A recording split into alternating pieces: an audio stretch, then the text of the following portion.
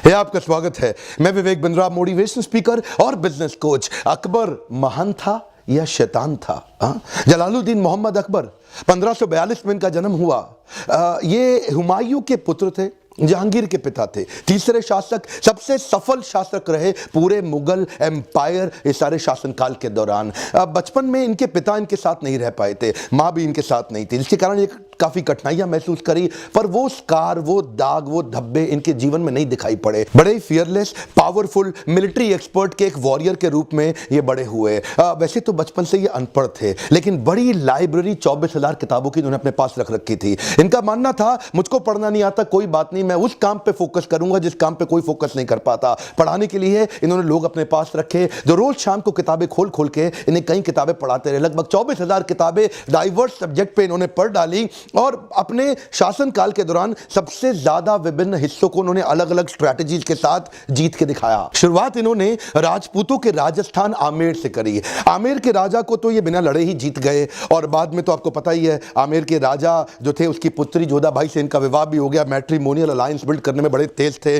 और आमेर जीतने के बाद जो आज का जयपुर है ना राजस्थान में, इनकी पूरी नजर राजस्थान और गुजरात पे थी, क्योंकि वो व्यापार मार्ग से राजस्थान गुजरात समुद्र से व्यापार मार्ग को बिल्ड करता था, इंटरनेशनल अलायंसेस इंपोर्ट और एक्सपोर्ट में। तो ये सोचे कि राजस्थान में सबसे महत्वपूर्ण चित्तौड़ है और सबसे पावरफुल भी।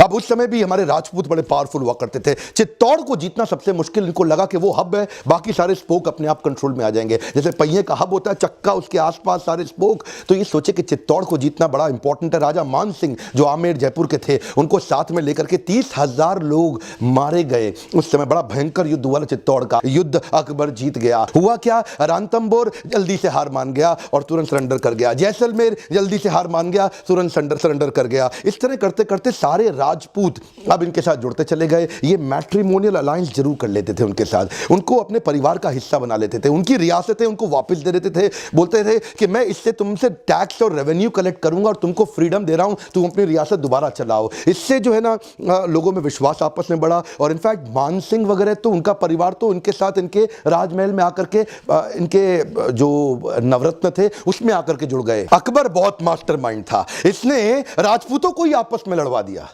राजपूत राजपूत से लड़ने लगे। इसने राजा मान सिंह जिसको अपने साथ में कर रखा था, राजा मान सिंह से महाराणा उदय सिंह को लड़वाया, राजा मान सिंह से महाराणा प्रताप को लड़वाया। ये पूरा राजस्थान तो जीत गया था, लेकिन छोटी सी एक रियासत मेवाड़, मारो मेवाड़ी सरदार जिस पे दोधारी तलवार राणा, महाराणा प्रताप का वीडियो आपने देखा होगा। इसने भारत के उस समय के नॉर्थ वेस्ट सेक्शन को पूरा कंट्रोल में कर लिया। कश्मीर से काबुल से कांधार तक और उससे पहले का जो बलूचिस्तान पाकिस्तान का हिस्सा है, वो नॉर्थ वेस्ट सेक्शन को उसने बड़ा मजबूत बनाया। ये शुरू से जानता था जब भी अटैक होगा भारत पे, ये सेंट्रल एशिया से होगा। सेंट्रल एशिया समझते हैं ना, कजाकिस्तान, तुर्कमेनिस्तान, उज्बेकिस्तान, किर्गिस्तान, ये सब, अफगानिस्तान, यहीं से सारा अटैक आता है। देखते हैं आप, हमेशा पंजाब के लोग फियरफुल हैं, हरियाणा के लोग बड़े पावरफुल होते हैं। अब आप उस तरह पाकिस्तान में जाएं, लोग बड़े लड़ाकू होते हैं। उसका कारण है जो नॉर्थ वेस्ट है, हिंदुस्तान और पाकिस्तान का ऊपर का सारा सेक्शन, ये लोगों पे बार बार इन्वेजन हुआ, इन्हीं के ऊपर बार बार आक्रमण किए गए।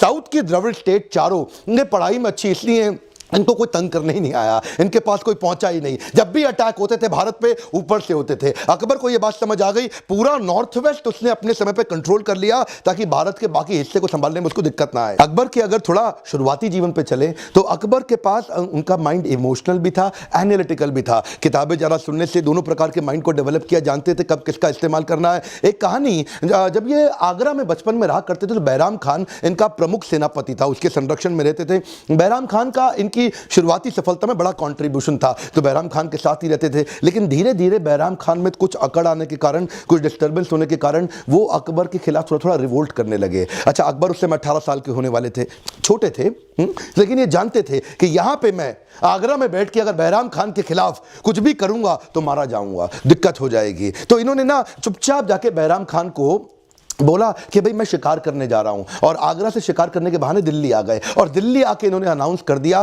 फरमान जारी कर दिया कि मैं ही शासक हूं, बैराम खान का कोई रोल नहीं रहा। अब बेचारा बैराम खान जैसी तैयारी करा युद्ध करने की, अकबर ने उसको तुरंत दबा दिया और बैराम खान ने जल्दी हार भी मान ली। वो अकबर को मारना भी नहीं चाहता था। इससे इनकी डिसीजन मेकिंग की क्षमता 18 साल की उम्र में पता लग जाती है कि रिएक्ट नहीं किया उन्होंने। आगरा में आकर के, दिल्ली में आके ध्यानपूर्वक सोच समझ के रिस्पॉन्ड किया। आगे भी इनकी कई आदतें थी कि अपने शत्रुओं को माफ करके उनको अपना मित्र बना लेते थे। कमजोर शत्रुओं को अपने खिलाफ बनाए रखने से अच्छा है उनको एक पावरफुल मित्र क्यों ना बना दे। बाज बहादुर जो कि मालवा का शासक था, उससे लड़ने के लिए उन्होंने आदम खान को भेजा। आदम खान ने जाके बाज बहादुर को उखाड़ दिया और वहां जाके शासन करने लगा। लेकिन आदम खान का स्टाइल तो वही था ना, अफगानी तुर्की स्टाइल, जाके औरतों की इज्जत लूट लेना, उनको तंग करना। तो ये अकबर वापस आया।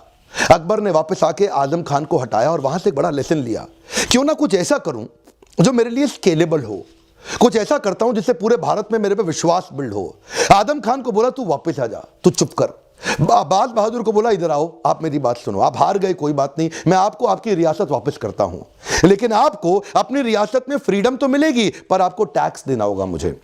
आप मेरे अंडर रहेंगे, मेरे कंट्रोल में रहेंगे और मैं आपको सिपाही अपने लिए तैयार करने के लिए हमेशा ट्रेन करता रहूंगा। जब भी युद्ध होगा आपको मेरे सपोर्ट में आना पड़ेगा। इसको बोलते हैं मनसबदारी। आगे इन्होंने मनसबदार भी बनाए। अकबर शुरू से बड़ा चतुर था, वो जानता था कि मैं अकेला कुछ नहीं कर पाऊंगा। स्केलेबल मॉडल को बिल्ड करने के लिए मुझे मिलिट्री एडमिनिस्ट्रेशन के लिए, सिविल एडमिनिस्ट्रेशन के लिए, एफिशिएंसी के लिए मनसबदार तैयार करने पड़ेंगे देश भर में, जो मेरे लिए मैन पावर, बढ़िया पावरफुल घोड़े जो कि तुर्की, इराकी, अफगानी घोड़े हों और बढ़िया शक्तिशाली हाथी वो प्रिपेयर करके रखेंगे। इनको मैं पे करूंगा। अच्छा ये बनेंगे कहां से? इसके लिए उसने बड़ा ऑडिट सिस्टम बनाया। ऐसा नहीं किसी को भी मनसबदार बना दे, तो उसका ऑडिट करता था। उससे पहले इनकम एक्सपेंडिचर जो उनका रेवेन्यू का जो हेड था, वो पहले एक रिकमेंडेशन लेके आएगा, फिर मिलिट्री हेड रिकमेंडेशन लेके आएगा, 2 बार चेक एंड बैलेंस हो गया, फिर फाइनली अकबर उसको अप्रूव कर देगा, हाँ जी ये मेरा मनसबदार है। तो ये मनसबदार उसको स्केलेबल मॉडल में दिल्ली में बैठे बैठे, आगरा में बैठे बैठे देश भर में टीम तैयार करने के लिए बड़ा हेल्प करता था। देखिए ये इसे बोलते हैं इंटेलिजेंस। आप अकेले नहीं बढ़ सकते। स्केलेबल मॉडल के लिए हाई परफॉर्मेंस टीम ऐसे ही तैयार होगी। ये हिंदुस्तानियों को दोस्त बनाता था।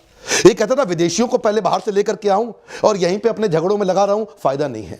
ऐसा कुछ करो कि यहीं के लोग मेरे सारे दोस्त हो जाएं और विदेशी आक्रांता ना आए, मैं पूरे देश को कंट्रोल कर लूं। इस प्रोसेस को और शक्तिशाली बनाने के लिए इसने आमेर की जोधाबाई के बाद बीकानेर की राजकुमारी से विवाह किया। उसके बाद जैसलमेर की भी राजकुमारी से इसने विवाह किया। इससे मैट्रिमोनियल अलायंस और मजबूत हो गए। राजपूत इनके साथ और लॉयल हो गए और इन्होंने भी रिश्ता बनाने में कोई कमी नहीं छोड़ी। ऐसा नहीं कि पहले जैसे होता था कि हिंदू लड़कियों को कन्वर्ट करके मुसलमान बना दें। ये क्या करते थे, उनको अपना हिंदू मंदिर भी बना के देते थे अपने ही राजमहल के अंदर। उनको अपने धर्म कन्वर्जन पे फोर्स नहीं किया करते थे। तब भी आप जानते हैं ना उनके लिए मंदिर हुआ करते थे। आपने जोधाबाई मूवी देखी। ये इसके कारण, रिश्ते मजबूत होने के कारण इनको उनके लिए फैलना आसान हो गया था। अकबर की स्ट्रैटेजी से आपको बड़ा फायदा होगा। पहले तो ये सामने वाले को युद्ध में जीतता था, उसके बाद उसका दिल जीत लेता था।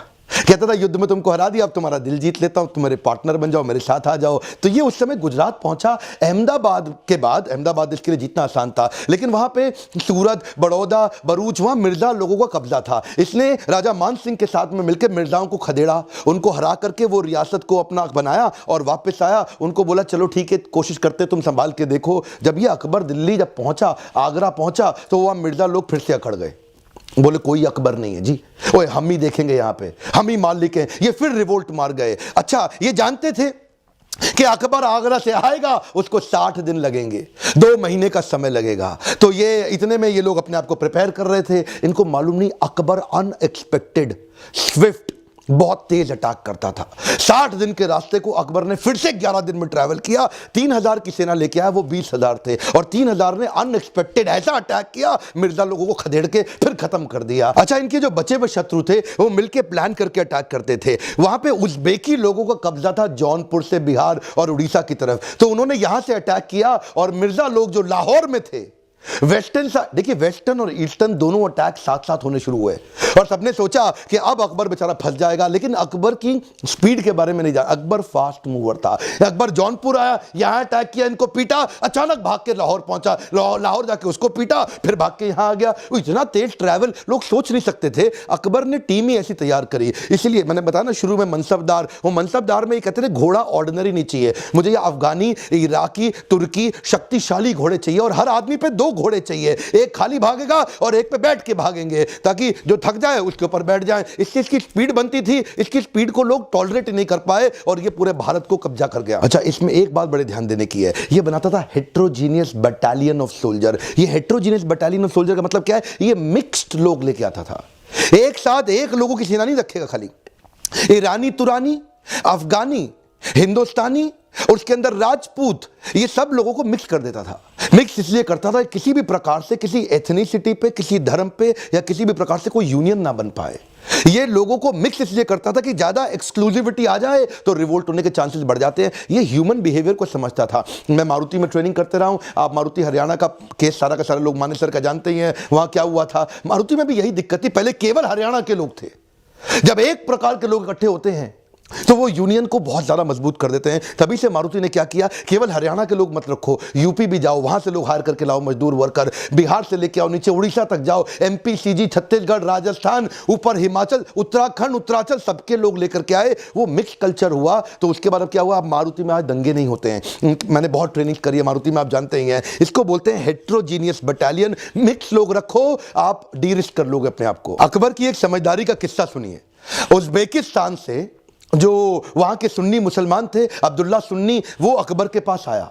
बोला देख भाई अकबर, तू भी सुन्नी मैं भी सुन्नी, और जो ईरान में पीछे यहां जो उज्बेक से ईरान का रास्ता जाता है सऊदी अरेबिया के लिए, जहां मक्का जाना होता है, बोला ईरान के जो मुसलमान है वो शिया है और तू और मैं तो सुन्नी है, हम दोनों तो भाई भाई हैं। ऐसा करते हैं, इस ईरान वाले को थोड़ा लपेट लेते हैं, इसको युद्ध करके हरा देते हैं, इसको खत्म कर देंगे तो हम लोगों के लिए, सबके लिए मक्का जाना आसान हो जाएगा और वहां ट्रेड रूट भी हमारे हाथ लग जाएगा। तो अकबर ने उसको जवाब में बोला, देख भाई उज्बेकी, ये शिया सुन्नी का झगड़ा मुझे मत सुना तू, मैं इस चक्कर में नहीं पड़ने वाला।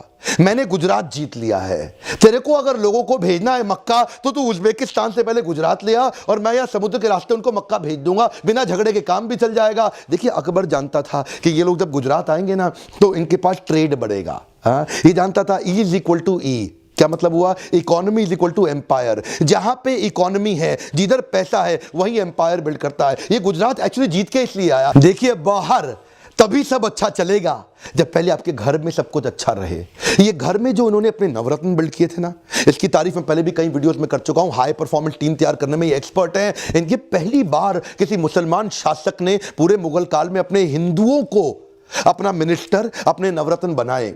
राजा मान सिंह, तानसेन, राजा बीरबल, राजा टोडरमल, ये सब हिंदू राजा थे। और इनफैक्ट अब्दुल रहीम खाने खाना, उनकी जो माता थी ना, वो भी कृष्ण के लीनियज में से आती थी। वो सब भी कृष्ण के पुजारी हुआ करते थे। अब्दुल रहीम खाने खाना की जो माँ थी। तो ये जो इंक्लूसिवनेस इसने अपने नवरत्नों में बिल्ड किए, इसमें डिसीजन मेकिंग के कारण इनकी कमिटमेंट और बढ़ गई। पूरे भारत देश का दिल जीत पाने का एक और कारण था कि अकबर की एक पॉलिसी थी, possibility of conversion to and from Islam. क्या मतलब हुआ, आप इस्लाम में आना चाहते हो, आपका स्वागत है। आप इस्लाम छोड़ के जाना चाहते हो, आपको बधाई है। ये अकबर एकमात्र ऐसा शासक था जिसने जबरदस्ती नहीं करी। इसने तो एक कॉमन धर्म बनाने की कोशिश करी, जिसको बोलते हैं दीन इलाही। इसने सारे धर्मों के लोगों को साथ में लेके आया, चाहे आप सिख हैं, जैनी हैं, पारसी हैं, जिनको बोलते हैं ज़ोरास्ट्रियन, आप हिंदू हैं या आप क्रिश्चियन हैं, उन सबको उनकी कॉमनैलिटी लाके जोड़ने की कोशिश करी। इसको बोलते हैं सुलेह कुल। क्या मतलब हुआ, पीस टू ऑल। इसने बना दिया कि इबादत खाना,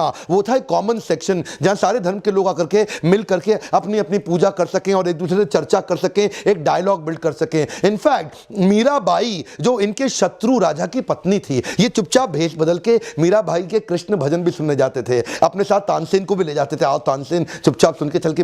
तो वो जो है ना कृष्ण के भजन सुनना, उसके बाद कृष्ण के जो अर्चक विग्रह थे, जो उनके डीटी, जो उनकी मूर्ति थी, वहां जाके हीरो का हार रख करके आए। ये जो इनकी इंक्लूसिव ग्रोथ, इसके कारण उन्होंने दिल जीत लिया। और दूसरी तरफ औरंगजेब, ये एक्चुअली ना पूरे मुगल एम्पायर के अंदर अकबर को हमेशा हीरो बोला जाता है और औरंगजेब वो तो विलेन है। अकबर ने अपने पिता के लिए हुमायूं टॉम बना दिया और औरंगजेब ने अपने पिता शाहजहां को जेल में डाल दिया। राजा बनने के लिए अपने भाई की हत्या कर दी। उधर अकबर ने एक्चुअली पिलग्रिमेज टैक्स हटा दिया कि आपको गंगा में स्नान करने के लिए टैक्स नहीं देना। औरंगजेब ने फिर से पिलग्रिमेज टैक्स लगा दिया, गंगा में स्नान करने के लिए आपको टैक्स देना पड़ेगा। इसने जजिया हटा दिया। जजिया क्या होता है, किसी भी नॉन मुस्लिम को शरिया में बताया गया है कि उससे आप टैक्स ले लो। इसने जजिया फिर से लगा दिया। अकबर टोल टैक्स सबसे यूनिफॉर्म लेता था कि किसी भी कोई टोल टैक्स कौन सा होता है, कोई व्यापारी जा रहा है गुड्स एंड सर्विस लेके तो उसे टोल टैक्स लेते हैं। लेकिन औरंगजेब क्या बोला, अगर आप मुसलमान हैं तो 2.5% टैक्स दो, और अगर आप हिंदू हैं तो 5% टैक्स दो। अकबर के शासन में आपको खुश रहने के लिए, सफल होने के लिए मुसलमान होना जरूरी नहीं है। लेकिन औरंगजेब, अगर आप मुसलमान नहीं हैं तो मैं या तो आपको मार दूंगा, आपके मंदिर तोड़ दूंगा, आपको खत्म कर दूंगा। औरंगजेब एक पक्का विलेन, जिसको ना हिंदू पसंद करेगा, ना मुसलमान, ना किसी प्रकार का कोई देश, ना कोई जात, ना कोई धर्म। अकबर महान था या शैतान था, यह निर्णय आप ले लीजिए। पर वो उसने सामाजिक रेवोल्यूशन, कई सारे सोशल रिफॉर्म्स लेकर के आया। पहली बार उसने बाल विवाह बंद कराए, उसने सती प्रथा, जबरदस्ती औरतों को आग में जला देना, वो उसने बंद कराया। उसने दास प्रथा बंद कराई। दास प्रथा का मतलब क्या हुआ? जब कोई मुगल राजा आकर के किसी शासक, किसी सल्तनत को जीत लेता था तो उनकी बहुओं को, उनकी बेटियों को अपने हरम में डालता था, उनका बलात्कार करता था, उनके पतियों को अपना दास बना लेता था। यह पहली बार है कि इंक्लूसिव ग्रोथ लाके एक पॉपुलर लीडर बनने का प्रयास किया। और हमारे देश को भी ऐसे ही अच्छे, पावरफुल, शक्तिशाली लीडर चाहिए जो सबको साथ लेकर चल सके। वो नहीं चाहिए जो जाति और धर्म पे लोगों को बांटे और काटे। इलेक्शन का समय, डिसीजन आपको लेना है कि कैसी सरकार अच्छी होनी चाहिए। कमेंट बॉक्स में मुझे बताएं कि ऐसे कौन से लीडर्स हैं जो आपको लगता है, राजनीतिक लीडर जो हमारे देश को, सबको साथ में लेकर के डेवलपमेंट करें, ग्रोथ करें और नौटंकी नाटक ना करें। मेरा आपसे एक रिक्वेस्ट है, इस वीडियो को शेयर इसलिए करें ताकि रिलीजियस टॉलरेंस बढ़ सके, एक दूसरे के धर्म जाति के प्रति लोगों का सम्मान बढ़ सके, और हो सके तो अपने एरिया के काउंसलर, एमएलए, एमपी और कैबिनेट मिनिस्टर तक पहुंचाएं ताकि लोग इन सब एजेंडा से बाहर निकल के ग्रोथ की एजेंडा की बात करें। वीडियो बनाना आसान काम नहीं है, बहुत मेहनत लगती है। लाइक नहीं करेंगे ना तो मुझे अच्छा नहीं लगेगा, और सब्सक्राइब करके बेल आइकॉन में हिट करेंगे। ये फ्री वीडियोस आप तक पहुंचेंगे नहीं। शेयर करने के लिए, मेरे साथ जुड़े रहने के लिए हर बार की तरह प्रेम पूर्वक दिल से धन्यवाद।